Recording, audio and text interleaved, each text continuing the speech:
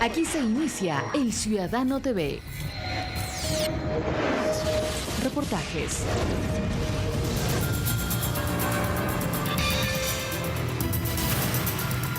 Noticias. Entrevistas. El Ciudadano TV es la imagen del gobierno de la Revolución Ciudadana. Bienvenidos.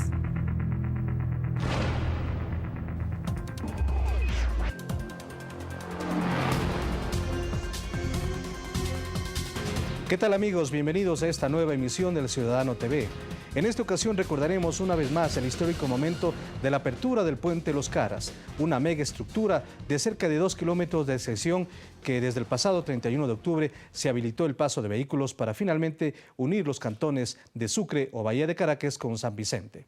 En este programa tendremos como invitado a la ministra coordinadora de la producción, Natalie Celi, con quien conversaremos sobre el avance del proyecto de ley de Código de la Producción, y con el embajador del Perú, Javier León Tizón, con quien analizaremos sobre los resultados alcanzados en el último encuentro presidencial entre Ecuador y Perú en la provincia de Loja.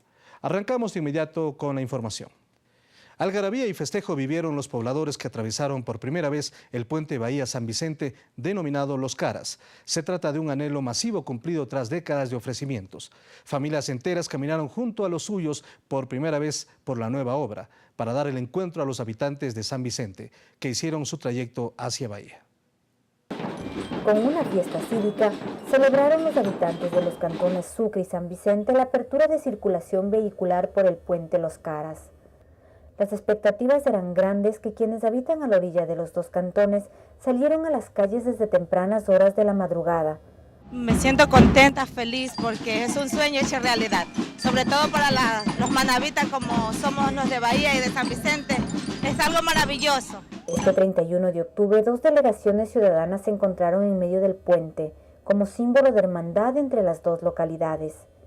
En el lado de Bahía, David Vargas, guayaquileño de 34 años, fue el primero en alistarse a cruzar en su vehículo por la mega obra que tiene un costo de más de 102 millones de dólares y una dimensión de 1980 metros de longitud, medidos entre el estribo de Bahía y de San Vicente. Realmente emocionado. No pensaba ser el primero, pero ya soy el primero. ¿Desde dónde viene usted? Desde Guayaquil. Así, dos cantones ubicados al norte de Manabí festejaron una promesa cumplida. El sueño anhelado. Estoy contento porque es una obra anhelada por muchos años. Imagínate, muchos gobiernos la prometían como campaña, pero nunca la podían realizar. Un puente hacia el progreso. Ahora la gente de Manta, de todas partes, puede venir. Teníamos a veces horas y horas esperando la gabarra y era una cosa, a veces no se podía ir a paseo a canoa ni nada por estar con esa gabarra, pero ahora nos sentimos felices, contentos. Las celebraciones por la apertura del puente continúan, mientras las poblaciones de San Vicente y Bahía se preparan para recibir a los miles de turistas que quieren conocer esta mega obra de ingeniería, considerada como una de las más grandes en el país. En Manabí, con imágenes de Cristóbal Hidalgo y Rodrigo Sandoval, Catalina Llanes, El Ciudadano TV. Visiblemente contagiados de entusiasmo, los cerca de 50.000 ciudadanos que se dieron cita al acto inaugural del puente que une a los poblados de Bahía y San Vicente no dejaron de alentar al presidente de la República, Rafael Correa, a quien agradecieron por una promesa más que cumple el gobierno nacional. Autoridades de la provincia de Manabí también presidieron el evento. Los manavitas vieron cumplirse uno de sus más grandes anhelos durante décadas, la edificación del majestuoso puente Bahía-San Vicente sobre el estuario del río Chone. Tras su apertura al público, Manabí esperaba la llegada del presidente Rafael Correa, tanto en San Vicente como en Bahía, pues el mandatario fue el principal gestor de la obra y quien finalmente, en su gobierno, la ejecutó. ¡Presidente! Dando fin a 50 años de ofrecimientos no cumplidos. Así, alrededor de las 17 horas, del pasado 3 de noviembre, arribó el presidente al aeropuerto Los Perales de San Vicente en medio de un clima de algarabía y agradecimiento. Ahora, compañeros, les toca a ustedes aprovechar esta obra hecha, no con la plata de Rafael Correa, con el recurso de todos los ecuatorianos. Esto lo hemos hecho juntos. Aquí está nuestro petróleo, nuestros impuestos, finalmente invertidos en sus verdaderos dueños, el pueblo ecuatoriano. La construcción del puente Los Caras es, además, un símbolo de identidad y capacidad de los ecuatorianos, pese al boicot y desconfianza de algunos sectores políticos plenamente identificados. Los que tuvieron la oportunidad de hacerlo todo, no hicieron nada, y tal vez sí, se robaron todo.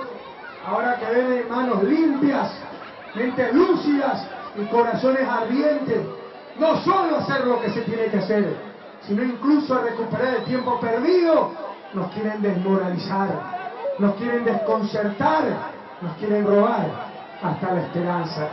Señor presidente, usted el día de hoy está cambiando la historia de Sucre, de San Vicente, de la costa norte manabita, de Manabí entero, del Ecuador entero, con la construcción y la terminación de este puente sobre el estuario de los ríos Carrizal y Chone. El jefe de Estado bajó de la tarima y junto a la población atravesó el puente de 2 kilómetros de longitud hasta llegar a la vecina bahía, donde en el estribo de la obra lo esperaban la ciudadanía y las autoridades. Podemos sentirnos satisfechos, congratulados y complacidos. Esta gran ciudad de Los Caras, que estuvo separada por un capricho geográfico, por antonomasia y justicia, se merecía este gran puente. Un ofrecimiento más que está cumplido, una obra de vialidad que complementa la inmensa tarea que el gobierno ha hecho, no solo en Manabí, históricamente olvidada y saqueada por sus dirigentes, sino en toda la nación. Santiago Duque, El Ciudadano TV. 20 años de uso de gabarra, 40 minutos de viaje por el río Chone y entre 2 a 5 horas de espera para poder utilizar esta embarcación. Todo esto quedó atrás con la inauguración oficial del puente más largo del país. Pero veamos a continuación cuál es el destino de este medio de transporte administrado por la Armada Nacional y cuyo lema es el servicio a la comunidad. Las gabarras fueron el medio de transporte masivo entre Bahía y San Vicente durante muchos años. Hoy, con la inauguración del puente Los Caras, estos transbordadores dejarán de movilizar personas y vehículos y su trabajo se trasladará a otras tareas de control del mar. Seguir ayudando y colaborando al servicio de la comunidad en la parte marítima, ayudando a las actividades marítimas, tanto de guardacostas como de las personas que laboran en el mar. La tarea específica que tendrán las gabarras es asistir en temas de seguridad en los lugares donde la Armada no tiene bases fijas para albergar a guardacostas. Para el sector norte de Manabí se espera una para el sector norte de Manabí, otra para el sector sur del Guayas, y obviamente esto también dependerá de los sectores que más requieran este tipo de unidades para la seguridad de las actividades marítimas. Por otra parte, quienes efectúan tareas de transporte en las lanchas afirman que tras 54 años de servicio, su actividad se transformará en un atractivo turístico. Los miembros de la Asociación de Transporte Fluvial informaron que durante estos días han triplicado sus ganancias en este feriado a pesar del funcionamiento del puente. Hasta ahorita sí no ha bajado todavía, seguimos trabajando, por lo que la gabarra está parada. Igualmente el pasajero pasa por aquí, igualmente está lejos de todas maneras del puente. Está lejos y la gente de todas maneras no camina tanto. Sí. Cada embarcación de estas tiene una capacidad para 20 personas, realizan 22 viajes diarios entre las 6 de la mañana y las 6 de la tarde. Este que fue el medio de transporte durante muchos años entre Bahía y San Vicente, hoy luce así, abandonado. Detrás tenemos el magnífico y flamante puente que ahora es un símbolo de progreso entre las dos poblaciones. Con cámaras de Rodrigo Sandoval y Miguel Romero, Santiago Duque, El Ciudadano TV. El Ciudadano TV se retransmite por Radio Nacional del Ecuador en su frecuencia 600 AM Guayaquil, Radio Pública y sus 5 frecuencias a nivel nacional, 100.9 en Quito, 105.3 Guayaquil, Cuenca 88.9, Manabí 88.1 y Macas 88.5 FM. También en Riobamba TVS, Canal 13, en Cañar y Azuay, Unción Televisión, Canal 25 y en Manabí, Capital Televisión, Canales 24 y 28. Después del corte, entrevistaremos a la ministra coordinadora de la producción, Natalie Celi. Todo esto y más aquí en El Ciudadano TV.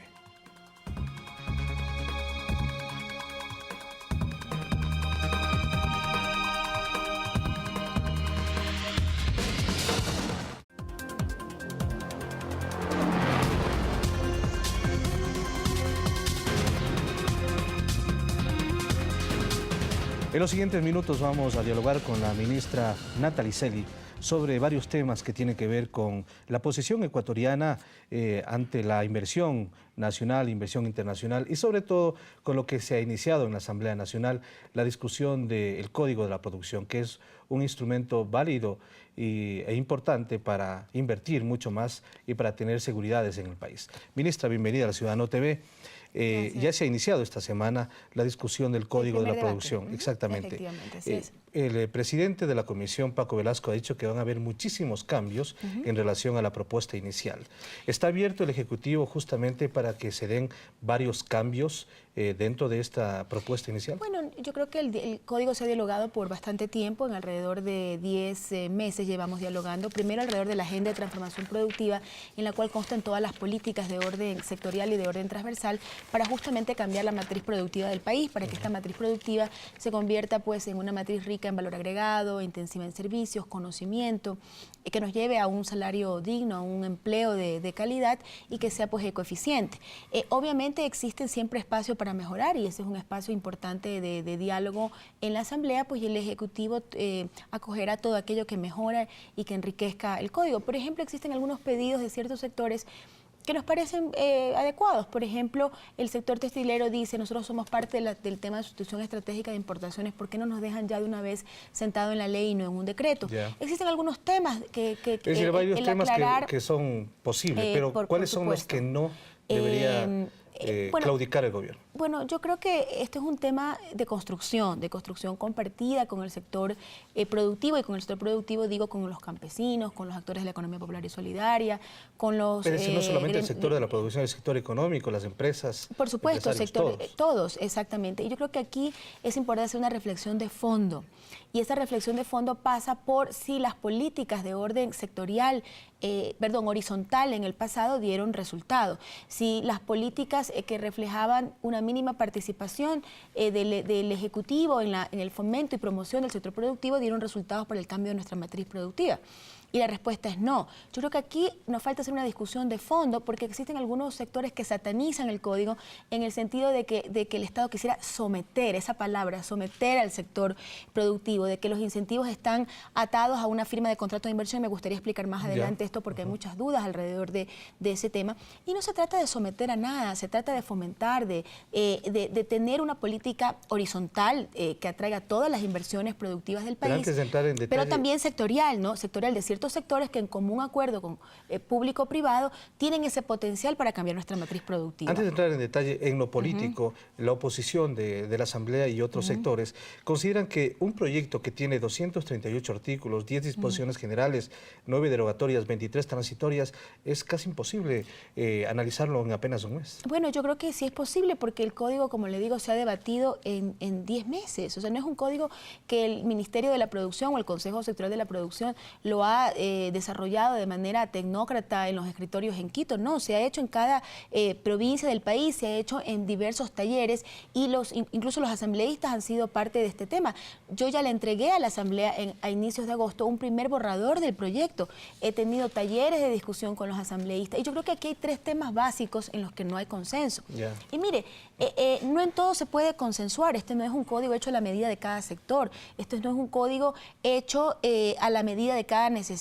Y el Estado, en democracia, en discusión, con apertura, tiene también el gobierno democráticamente elegido en base a la Constitución, tiene no solo la potestad, la obligación de tomar decisiones que defiendan el bien común. Correcto. Es decir, no en todo se puede acordar, no en todo se puede consensuar. El tema de la socialización. Sin embargo, el presidente de la Comisión, Paco Velasco, sostiene que se va a profundizar la socialización, porque es necesario, por ejemplo, que estén sectores empresariales, financieros, cámaras, trabajadores, todos los sectores. Por supuesto, eso está muy bien y nosotros hemos dialogado con todos los sectores. El punto aquí es que el debate se va a centrar en los temas en los que no hay acuerdo. Y como yo decía, en democracia también se puede disentir y a veces es necesario y oportuno disentir porque el Estado no responde a una dinámica de un sector en específico, sino al bien común y al beneficio de todos los ecuatorianos y en respeto y seguimiento de la Constitución aprobada mayoritariamente. Entonces, ¿en qué no hay acuerdo? En el salario digno, por ejemplo. Los trabajadores no quieren que en el salario digno, que es el salario del hogar, se tome en cuenta cuántas personas trabajan en el hogar. ¿Cómo nos podemos poner de acuerdo en aquello?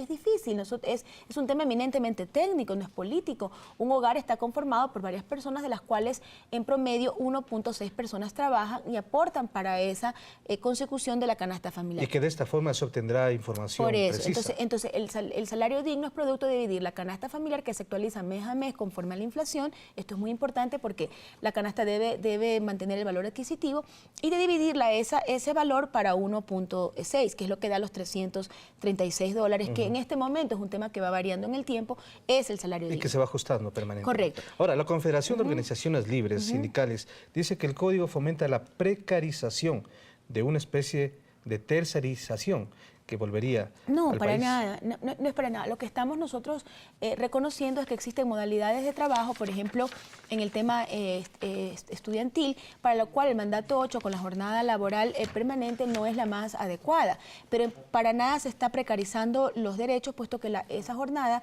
dado que no tiene estabilidad laboral, eso es cierto, se le reconoce un 35% más en el valor del costo que tiene esa jornada laboral. Es decir, hay un reconocimiento adicional muy importante del 35% del costo. Y esto es importante porque existen estudiantes que hoy día quieren trabajar, mañana no, y no se les puede negar esa oportunidad. O existen sectores donde hay más alta demanda que en otros, y obviamente se va a vigilar de que esto no se maluse por parte de los empresarios. Todo eso se ha previsto en la dispositiva del código. Es una modalidad que, sin ocultar ningún derecho a los trabajadores, le da ciertas oportunidades, por ejemplo, a los jóvenes, que son los más afectados en el mercado laboral por el desconocimiento a veces que tienen, la falta de práctica. Las empresas prefieren siempre contratar a gente que tiene más experiencia. Entonces yo creo que esto dinamiza muchísimo las oportunidades que los jóvenes podrían tener. Es importante ese sector. Ahora, las cámaras de industrias afirman que es positivo para el desarrollo productivo. Sin embargo, consideran que se elimine el impuesto a la salida de capital, de divisas, el cobro de impuesto mínimo, el pago de impuesto a la renta que sea a final de año y no como se lo hace ahora en el transcurso. Correcto. El impuesto mínimo es un impuesto que se estableció no menos de, digamos, está todavía en vigencia, no tiene todavía ni un año de vigencia, en diciembre tendría recién un año de vigencia. Es muy temprano para hacer una evaluación muy profunda del mismo. Nosotros en el Ministerio intentamos hacer una evaluación que dio como resultado que tenemos una afectación, por decirlo de alguna manera, del impuesto mínimo en todas las empresas. ¿Por qué? Porque la rentabilidad aparentemente es muy baja. Y eso deja mucho que decir de la eficiencia con la que tendrían que trabajar las empresas. O no son suficientemente eficientes, o todavía hay niveles de evasión tributaria que el impuesto mínimo ayudaría a corregir. Pero ¿qué se ha hecho? Que es lo que no se dice. A futuro, todo el crecimiento de las empresas no está de alguna manera influyendo el impuesto mínimo. Le explico por qué. Para el cálculo del impuesto mínimo usted tiene que tomar en consideración sus ventas, sus activos y sus patrimonios. A partir de entrada de vigencia del código, todo lo que usted incremente en activos para expandir su producción, todo lo que usted invierte en productividad, en costo laboral, sea porque incrementa el salario o porque contratan nuevos trabajadores, no formarán parte de esa fórmula. Es decir, que para el stock de inversión actual... Están exentos. No están exentos, no se consideran la fórmula.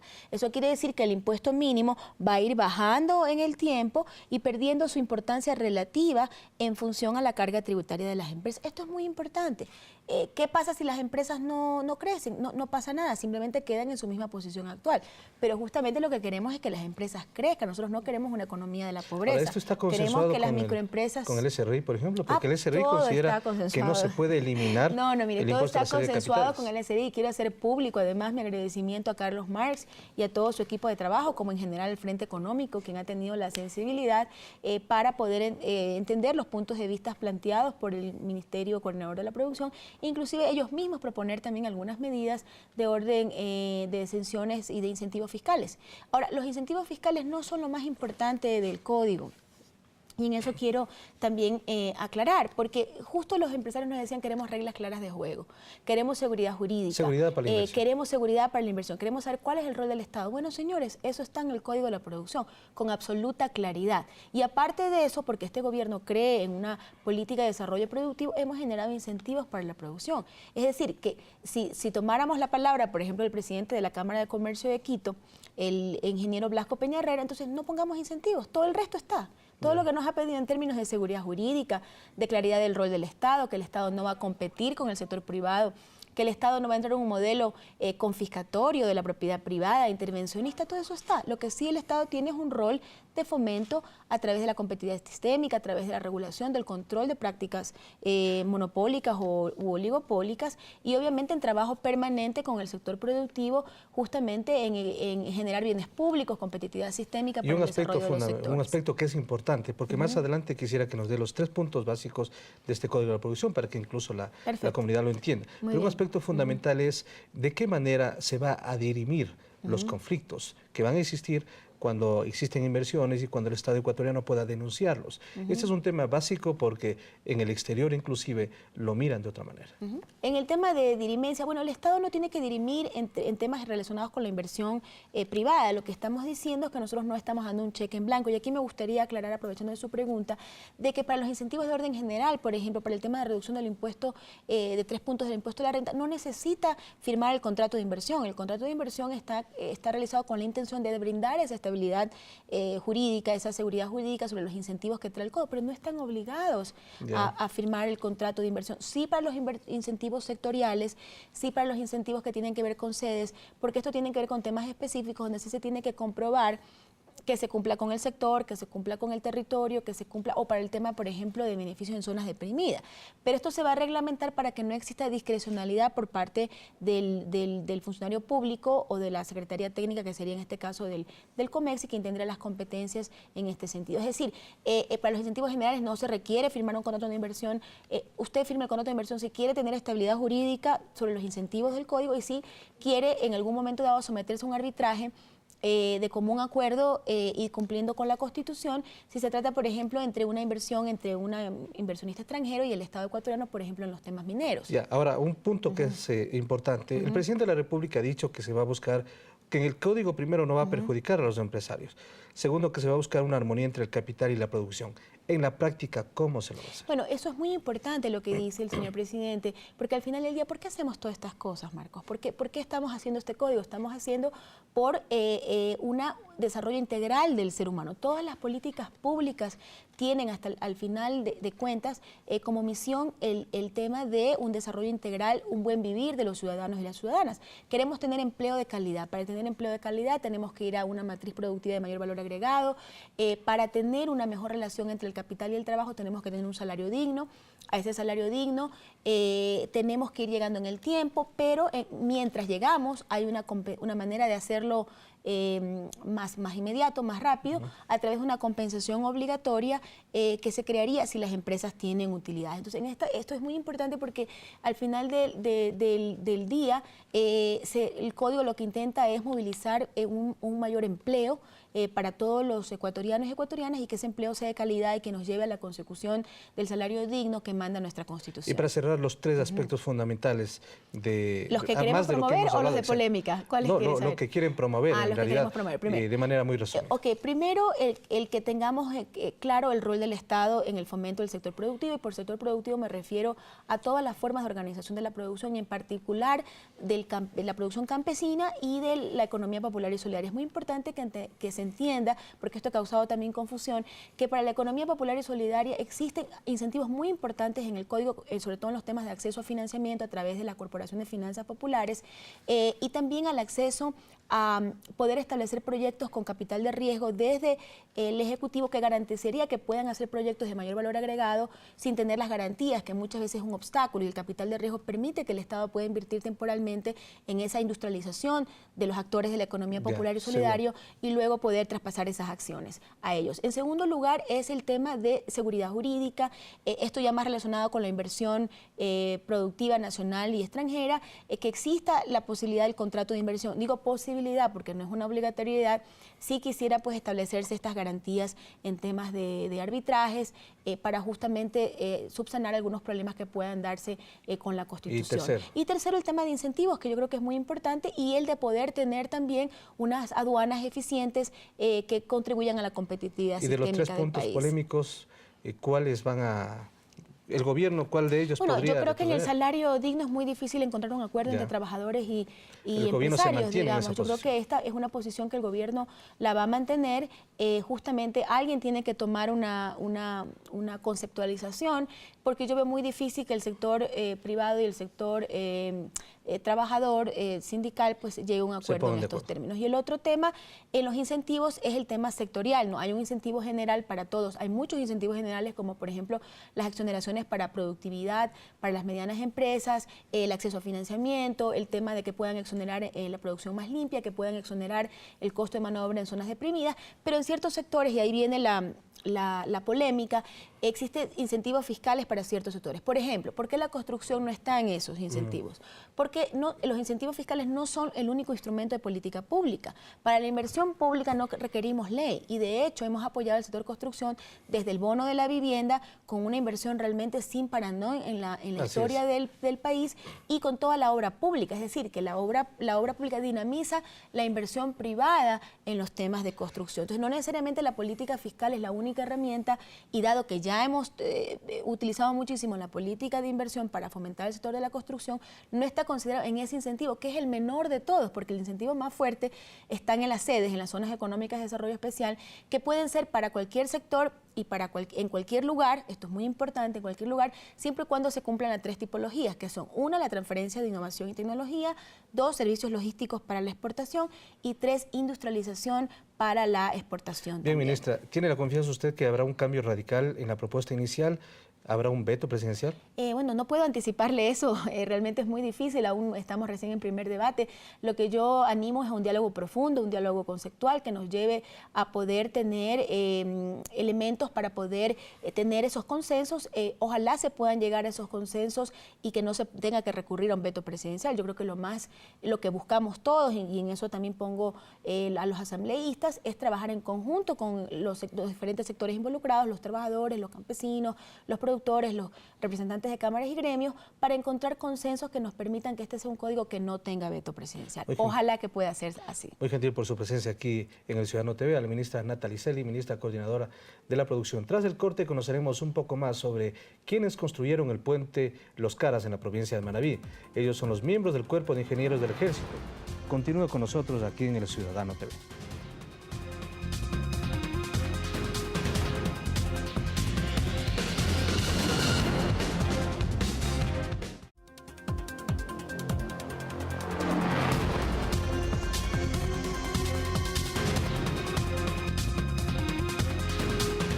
Las autoridades del Cuerpo de Ingenieros del Ejército aseguran que el puente Los Caras se constituye en la obra más grande que ha sido ejecutada por esta entidad.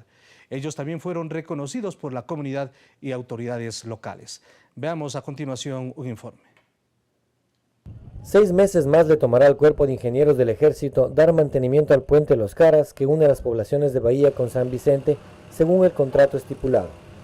Las tareas serán de adecuación y mejoramiento de los aspectos técnicos de acuerdo a las necesidades que se vayan generando con su uso. Son algunos rubros complementarios como usted puede ver en el muro de malecón, colocación de adoquines, algunas cunetas, bordillo que estamos concluyendo y prácticamente para que en su totalidad pues esté listo. El Cuerpo de Ingenieros manifestó orgullo por haber terminado este megapuente edificándolo solamente con manos ecuatorianas. Y los días previos a su inauguración, los técnicos se encuentran ultimando detalles antes del 3 de noviembre.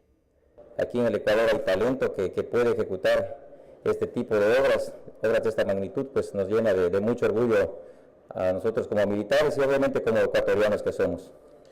Con un costo de $102.088.000, una dimensión de 1.980 metros de longitud, la mano de obra de 700 miembros del Cuerpo de Ingenieros del Ejército y 1.500 personas civiles, el puente tiene un ancho de 13.20 metros, 2 carriles de circulación y una vía destinada al ciclopaseo y a los peatones.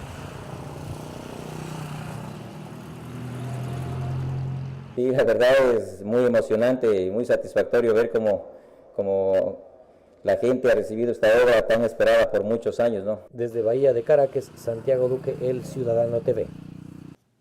El puente más largo del Ecuador se perfila como el motor de desarrollo de las ciudades costeras de Bahía de Caracas y San Vicente. Sus habitantes, quienes anhelaron esta obra por más de 50 años, cuentan cómo se preparan para recibir los beneficios de esta conexión vial. A solo 2 días de la apertura del puente Los Caras, que une Bahía de Caracas con San Vicente y viceversa, los habitantes de este poblado ya perciben los beneficios de esta mega obra gubernamental que tiene cerca de 2 kilómetros de longitud. Edison Bravo, propietario de una tienda de abarrotes, afirmó que desde el inicio de la circulación en el puente, su negocio tiene mayor demanda. Esta obra grande que se ha inaugurado realmente nos ha permitido que nosotros nos sintamos fortalecidos con el turismo. Juan Cedeño vende frutas en una carreta y nos cuenta cómo en este feriado han duplicado sus ventas. Diariamente vende entre 30 y 50 naranjas. Ayer era insoportable. Si peor el miércoles, el presidente ha hecho una obra lindísima. Hay que agradecerle mucho. Incluso las tresimotos no se dan abasto para atender a los turistas que llegan en panga o cruzan caminando hasta San Vicente desde Bahía. Está la demanda que apenas llegan a su puesto de trabajo salen de inmediato con pasajeros. En la playa de San Vicente, la gama de negocios de comidas, artesanías y ropa también se los observa llenos de gente, entre turistas y lugareños, que por la curiosidad de cruzar el puente más largo del país, van y vienen de Bahía de Caracas. Bueno, es una playa muy bonita, muy turística, y con el puente se abren las puertas para el comercio tanto para Bahía de Caracas como para San Vicente. Entre las orillas de los dos poblados se observan largas filas de vehículos con placas de la sierra y de la costa, que llegan a Manabí solo por cruzar el puente Los Caras, que en la mañana cautiva a los turistas por su gran infraestructura y en la noche deslumbra con una gama de luces brillantes en medio del río Chone. En la provincia de Manabí, con imágenes de Cristóbal Hidalgo y Rodrigo Sandoval, Catalina Llanes, El Ciudadano TV. A propósito de Manabí, la Corporación Nacional de Telecomunicaciones CNT amplía su cobertura de servicios a los sectores rurales en esta provincia con la incorporación de tecnología CDMA 450. Hasta el momento, solo en Manabí, la CNT ha entregado más de 100 nuevas líneas, muchas de ellas a familias que jamás han tenido acceso a una línea telefónica. Bueno, pues señora, en nombre de la CNT, la entrega del primer equipo aquí en la localidad del Rodeo. Muchas gracias. De CDMA 450. Muchas gracias. De esta manera, la Corporación Nacional de Telecomunicaciones, sin escatimar esfuerzos, continúa con la ampliación de su servicio e implementando nuevos sistemas en Puerto Viejo, Bahía de Caracas y otros sectores de la provincia de Manabí. El pasado jueves 21 de octubre, la CNT entregó a 25 familias de los sectores El Rodeo y Playa Prieta la nueva tecnología inalámbrica CDMA 450, destinada para la zona rural donde el acceso con hilos de cobre es complicado. Es la primera vez que estas familias del Cantón Puerto Viejo tienen acceso a líneas telefónicas.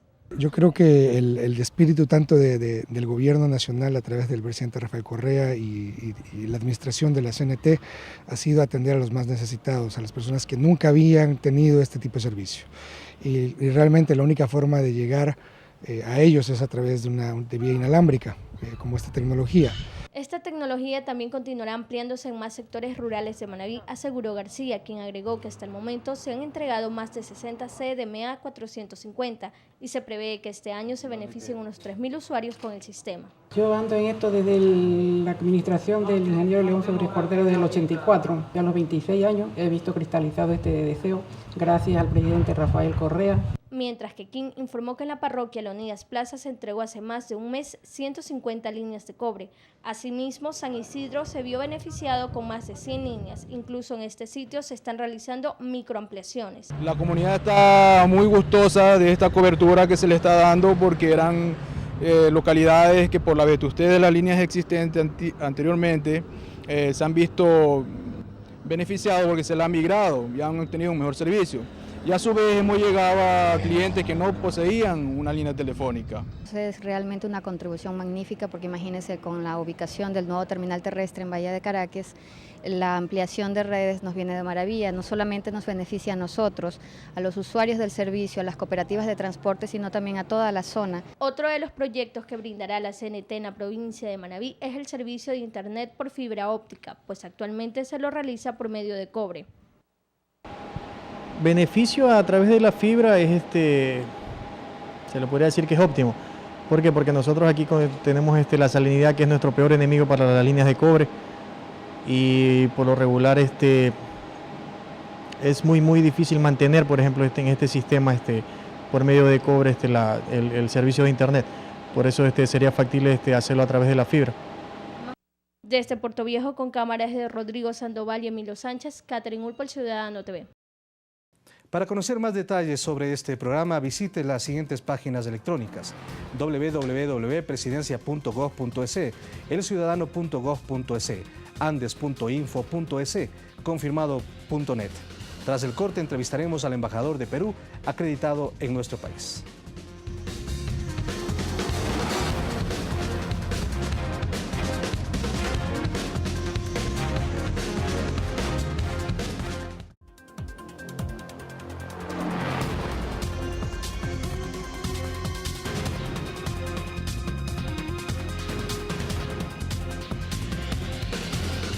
Ecuador y Perú atraviesan por un gran momento en cuanto a su relación. Desde los últimos años, más bien, Ecuador y Perú han logrado armonizar varios acuerdos, entendimientos, proyectos bilaterales que sin duda colocan a estos países como grandes amigos después de varios años de desencuentro. Vamos a conversar en los siguientes minutos con el embajador Javier León. Él es embajador de Perú, acreditado aquí en nuestro país, en el Ecuador. Usted ya conoce mucho del Ecuador, embajador, me ha dicho, ha estado varias veces acá, inclusive en un momento clave que es el renacer de la relación entre ambos países cuando se firmó el acuerdo de paz hace algunos años. Bienvenido a La Ciudadano TV. Muchas gracias. En primer lugar, un saludo muy cordial a todos los televidentes ecuatorianos y un agradecimiento a ustedes por la invitación que me hacen, que permite conversar sobre un tema que es absolutamente relevante para las relaciones entre Perú y Ecuador, como son estos encuentros presidenciales que hemos tenido a lo largo de los últimos años. Son encuentros presidenciales que se han dinamizado, son gabinetes presidenciales que también se ha dinamizado, inclusive la posibilidad que ya se concretó con la participación bilateral con embajadas y consulados, con la representatividad de los países. Pero antes de ello, el último encuentro que se realizó en Loja, ¿qué resultados arrojó? Bueno, yo creo que este encuentro, en primer lugar, es el cuarto encuentro que tenemos de presidentes más gabinetes, que es un modelo de integración que no tiene precedentes en las relaciones entre países de América Latina. Creo que Perú y Ecuador dan el ejemplo de cómo puede llegarse a un nivel de integración superior, en la cual tenemos prácticamente un gabinete conjunto como si fuésemos un solo país. Los presidentes dirigen estos gabinetes, pero los ministros abordan sus temas con sus contrapartes y en consecuencia hay una fluidez en las relaciones. Luego, lo que tenemos que decir es que este sistema permite avanzar de una manera muy práctica y concreta en cada segmento de la relación en los distintos sectores que abarcamos. En este caso particular del encuentro en Loja, hay una cosa que debe distinguir a los demás encuentros, que fue la participación de la población. Ya. El presidente Alan García se quedó sumamente complacido del recibimiento tan caluroso que tuvo de la población espontáneamente desde que salió del aeropuerto en Catamayo hasta la llegada a la ciudad de Loja y luego esta ceremonia tan emotiva que tuvimos en la plaza principal de Loja, donde el público en general se reunió para recibir a los mandatarios y donde él tuvo la oportunidad de tomar contacto directo con la población, de acercarse a los chicos, de acercarse a los pobladores para tener un saludo directo y fraterno con ellos. Así que él ha dicho que este encuentro se distingue de los anteriores justamente porque tiene esa sensibilidad de la participación ciudadana en un encuentro. Antes los presidentes se reunían en un hotel a puerta cerrada y después se informaban. En este caso ha habido una participación de la ciudadanía que es muy importante. Algo parecido se vivió en Lima en la última visita oficial del presidente Correa. Si bien no hubo una masiva participación o no se realizó, digamos, las actividades en un lugar abierto, pero al menos cuando llegó el presidente de la República al Palacio de Pizarro, allí se pudo ver cómo la población peruana, también al ingreso al Congreso de la República, pudo saludar espontáneamente al presidente Correa. Bueno, la visita de Estado que hizo el presidente Correa al Perú ha sido sumamente importante, porque lejos de mantener solamente esta vinculación entre ejecutivos de ambos países, una visita de Estado permite a un primer mandatario, como este caso el presidente Correa, de que tenga contacto con otros poderes del Estado. En consecuencia, tuvo la oportunidad de ir al Congreso, como usted lo menciona, y dar un discurso muy importante y muy valiente que fue largamente aplaudido por los congresistas Una peruanos. ovación casi de 10 minutos. Una ovación tremenda porque realmente fue muy conceptuoso, muy directo, muy valiente en las expresiones que planteó. Tuvo oportunidad de ir al Poder Judicial y reunirse con todos los magistrados del Poder Judicial, tuvo oportunidad de ir a la municipalidad, reunirse con todos los miembros del Consejo Municipal. En consecuencia, además tuvo un encuentro incluso con empresarios. Tuvo un encuentro con empresarios en la Cámara de Comercio de Lima, efectivamente, donde recibimos con gran atención cómo él nos explicó el proceso económico que está desarrollando el país y cómo nosotros podemos concordar en hacer una acción conjunta entre peruanos y ecuatorianos para dinamizar esa relación comercial que ha alcanzado cifras inesperadas desde el proceso de paz. Antes del proceso de paz teníamos un intercambio de 300 millones y después el pico más alto, que ha sido el año 2008, hemos llegado a 2.300, casi 2.300 millones de dólares. Entonces el cambio ha sido... Cifras inéditas. ¿No? ¿Recuerda usted que cuando se firmó el acuerdo de paz habían destinado en el papel unos recursos para que ambos países aprovechen a desarrollar sus fronteras? Sin embargo, esos recursos no llegaron como se habían anunciado inicialmente, y esta consecución, este intercambio comercial que usted nos acaba de mencionar, se debe justamente al impulso que han dado ambos países, ambos presidentes. Bueno, la expectativa cuando se firmó la paz era de recibir de la cooperación internacional cerca de 3.000 millones. Hemos recibido al momento cerca de 400 millones de esa primera oferta, pero eso no quiere decir que nos quedamos ahí. Los gobiernos, a través del Plan Binacional, han invertido gran cantidad de recursos, y yo calculo que directamente a través del Plan Binacional nosotros hemos invertido por lo menos 2.600 millones de dólares. Si a eso le sumamos lo que los gobiernos directamente han colocado en la zona de integración fronteriza, podríamos decir que hemos llegado a invertir entre los dos países cerca de 4.000 millones en la zona de integración. El Plan Binacional, el Fondo Binacional, tiene varios objetivos, y uno de ellos es dar luz verde a un proyecto de casi 40 años de inacción como es el Puyango Tumbes. Este quizás es el proyecto más emblemático bilateral.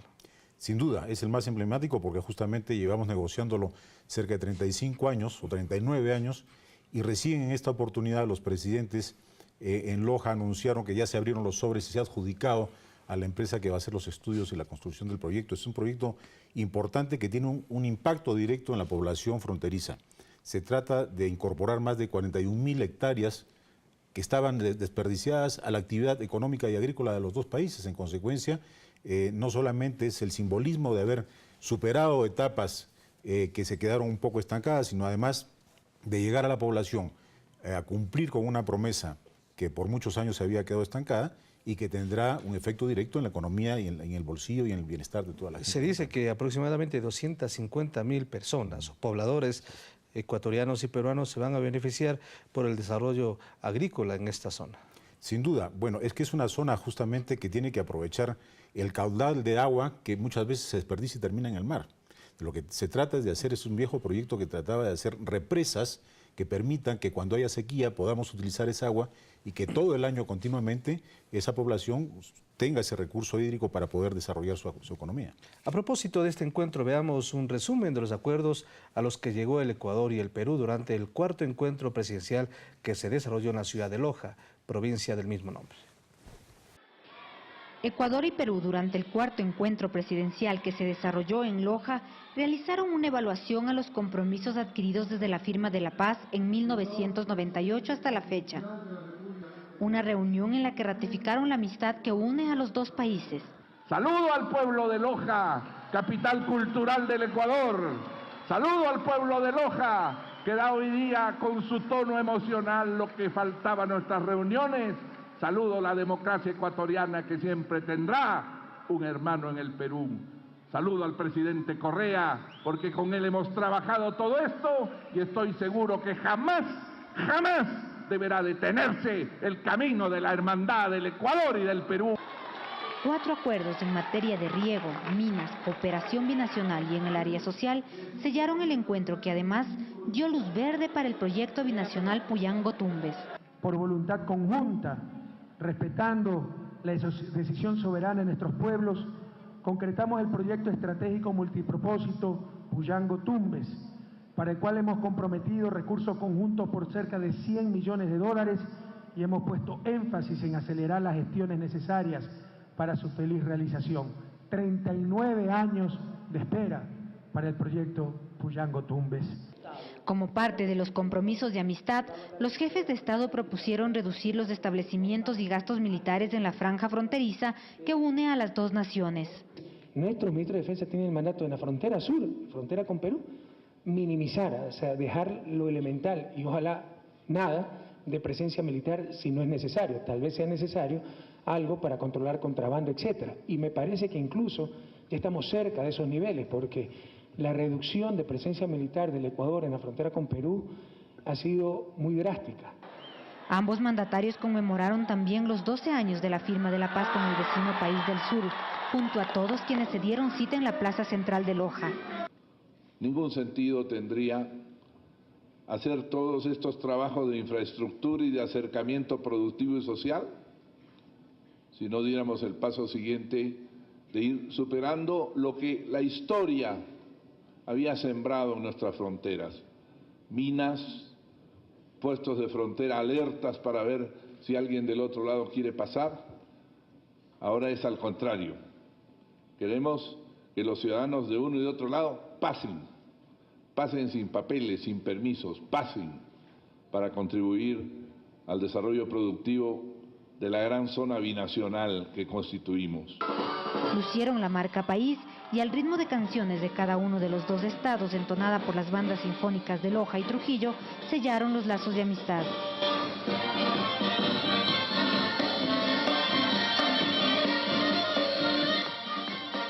Los convenios suscritos en este encuentro serán evaluados en la próxima cumbre binacional que se prevé cumplir en Perú en 2011. En Loja, con imágenes de Ángel Zulque y Cristóbal Hidalgo, Catalina Llanes, El Ciudadano TV. Mucha emotividad se pudo mirar ahí en este reportaje, lo que justamente habíamos comentado antes, el ingrediente de la presencia de la comunidad, de la población, de los actores sociales.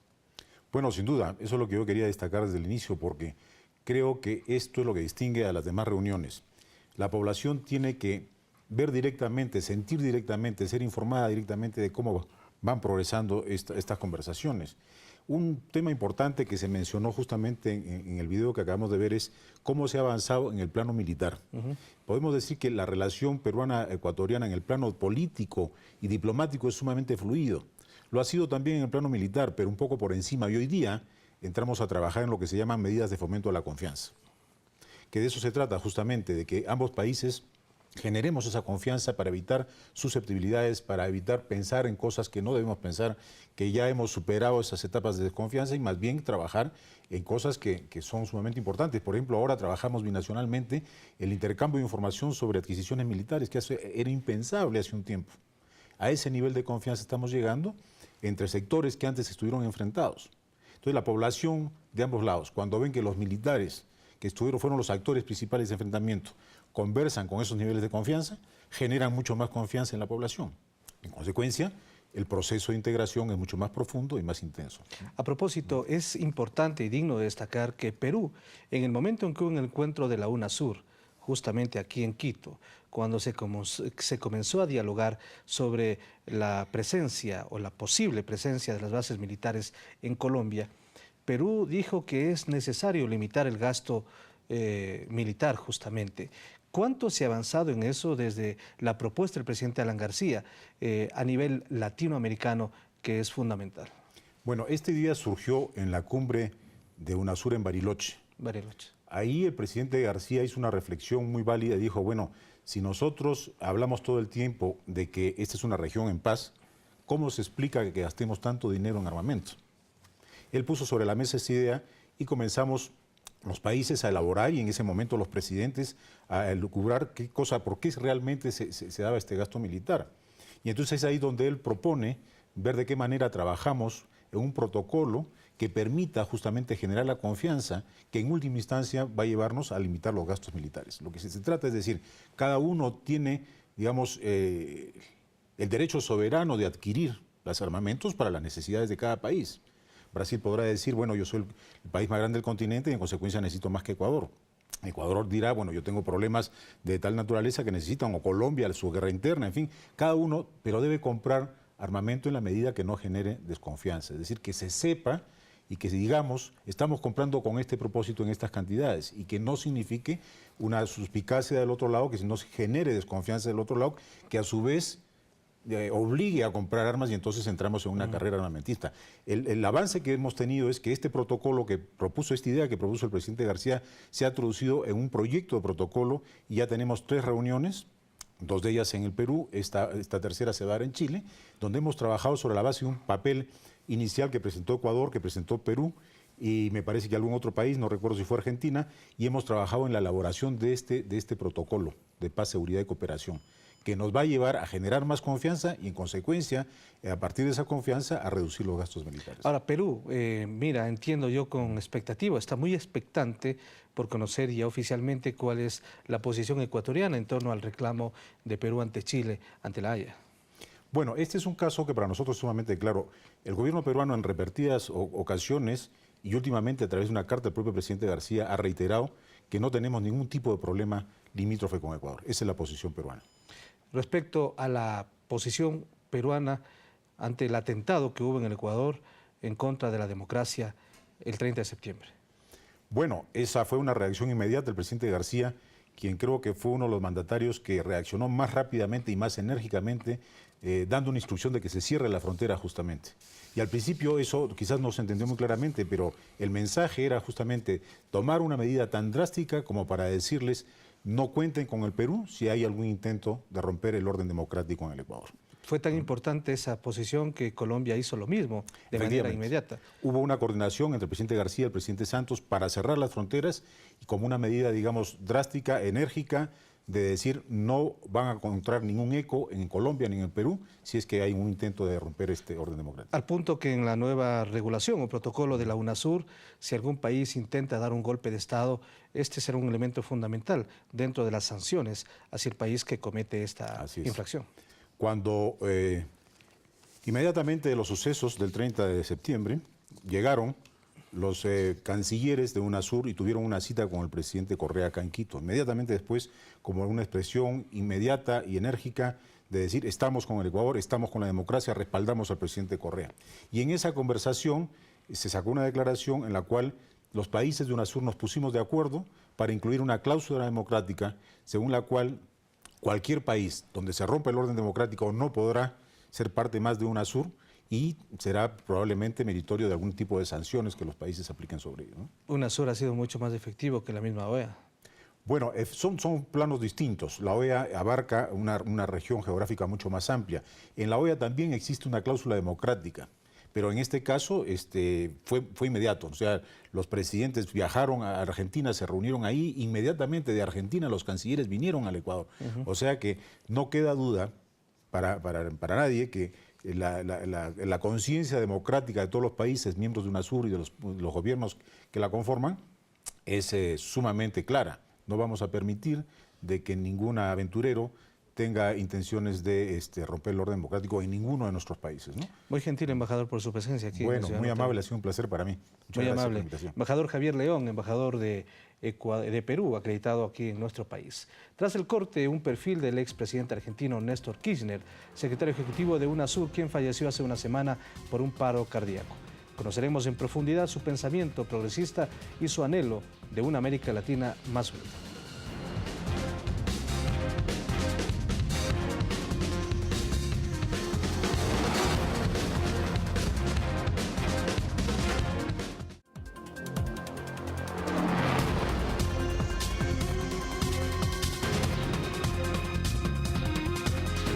Miles de personas dieron su último adiós al expresidente de Argentina y secretario general de la UNASUR, Néstor Kirchner, quien falleció en la localidad de Calafate, víctima de un paro cardiorrespiratorio. El Ciudadano TV tuvo acceso a cientos de minutos de grabaciones inéditas de la agencia de noticias Telam que reflejan el pensamiento de un hombre que tras su muerte se constituye en el personaje que rescató a la Argentina de la destrucción del neoliberalismo. Yoshimar Moposita con el informe y con su historia. Sepan argentinos y argentinas de toda la patria que este expresidente, este argentino, este pingüino no les tiene miedo si se tiene que poner al frente de los miles, millones de argentinos para acompañar con toda la fuerza a nuestra presidenta en esta lucha que está dando.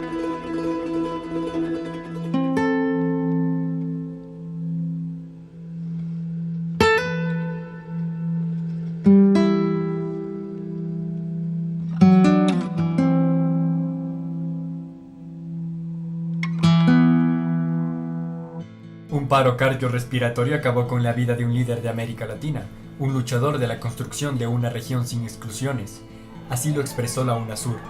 La mañana del 27 de octubre, 9:30, hora local, tras ser atendido en el hospital José Fomenti, Néstor Carlos Kirchner Ostoic, político y abogado argentino, falleció.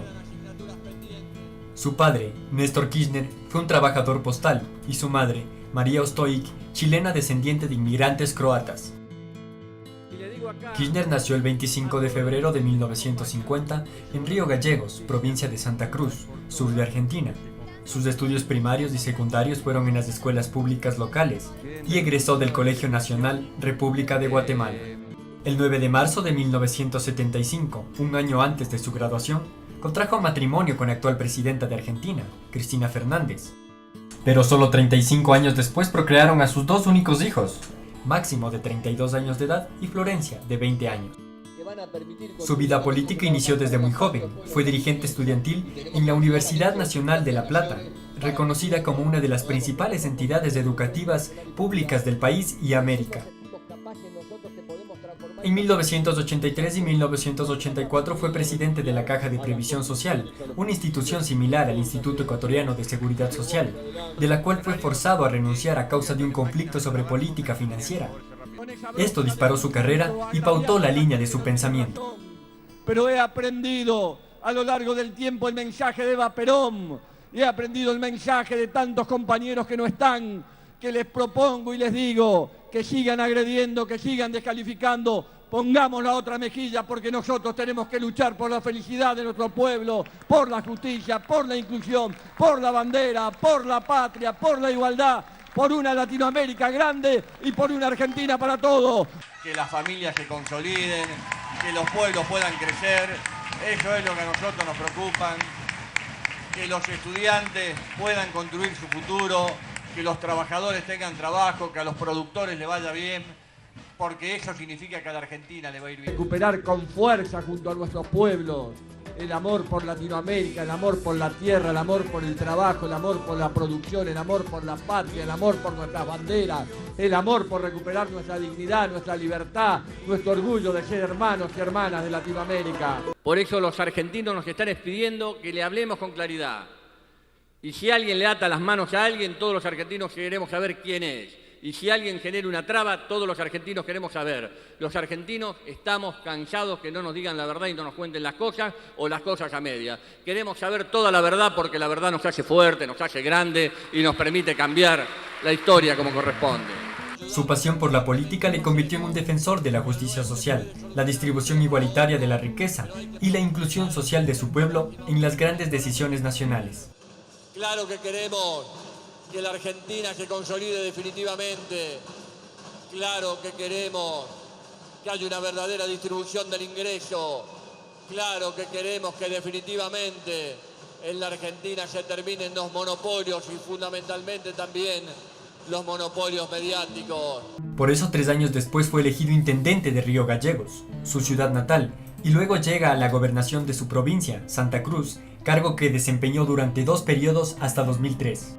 Kirchner fue un arduo defensor de los derechos de los argentinos, sobre todo de los trabajadores y de los jubilados, y propugnó porque haya un mejor estilo de vida para su país. A nosotros nos preocupa que un pueblo siga teniendo cada día más trabajo, más empleo, más poder adquisitivo, que pueda estudiar, que pueda tener la asignación universal, que pueda tener la NU, que se pueda jubilar, que le puedan aumentar los sueldos, que se pueda sentar con los pibes a la noche, el viejo y la vieja, con los chicos, para soñar en una Argentina diferente y cada día mejor.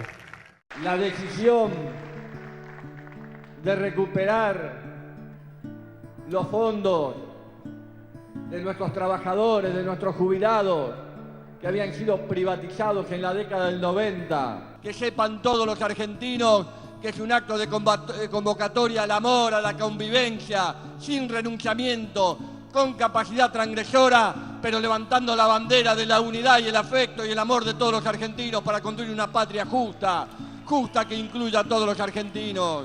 Tengan en cuenta nuestros empresarios que han ganado mucho, ganen un poquito menos, pero lo que hay que cuidar es el empleo, no hay que perder un solo puesto de trabajo. En 1992 fue presidente del Consejo Provincial del Partido Justicialista.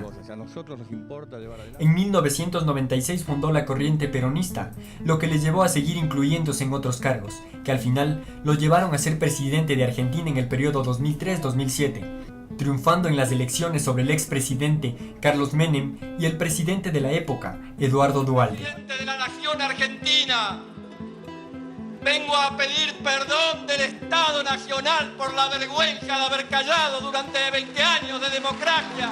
Como presidente de Argentina redujo la pobreza y la indigencia, bajó la desocupación, creció el Producto Interno Bruto en un 8%, las reservas del 2006 crecieron, liquidó la deuda externa del Fondo Monetario Internacional y la renegoció.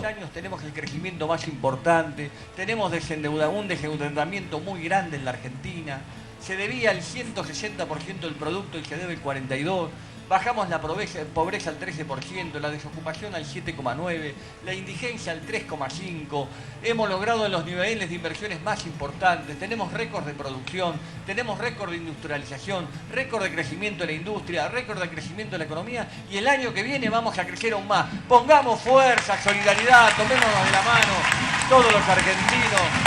Y dijimos, basta al fondo. La Argentina paga, se libera, se desprende y empieza a tener sus propias políticas. Terminado su periodo presidencial, aceptó la Secretaría General de la UNASUR, propuesta por el presidente ecuatoriano Rafael Correa. Hoy soy un ciudadano que me toca ser circunstancialmente diputado nacional, secretario general de UNASUR, y evidentemente trabajo fuertemente desde el espacio político que milito para seguir cambiando a Argentina. El trabajo que se está realizando en la Secretaría General de UNASUR para ver que se está trabajando con responsabilidad, con una gran profundidad, para que evidentemente esta situación que hay hoy entre la hermana República de Colombia y la hermana República de Venezuela tenga una síntesis superadora que devuelva la armonía absoluta al continente. El primer hecho fundamental es que por primera vez en la historia resolvemos un conflicto entre dos hermanos pueblos latinoamericanos como Colombia y Venezuela, que inclusive tienen sistemas políticos e ideológicos diferentes dentro de la misma región, en paz, en convivencia, en diversidad, en pluralidad, pero construyendo la armonía. En el ámbito político reformó la Corte Suprema de Justicia y las Fuerzas Armadas, por lo que su gobierno fue calificado como defensor de los derechos humanos.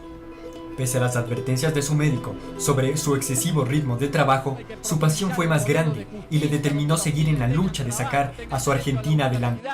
Conceptos de amor, de justicia, de igualdad y de inclusión fueron sus constantes que hasta su último aliento la siguió defendiendo, trabajando en miras para las elecciones presidenciales 2011 y como secretario general de UNASUR, tratando de crear la unidad de todos los países latinoamericanos y del mundo. Yosimar Moposita, El Ciudadano TV.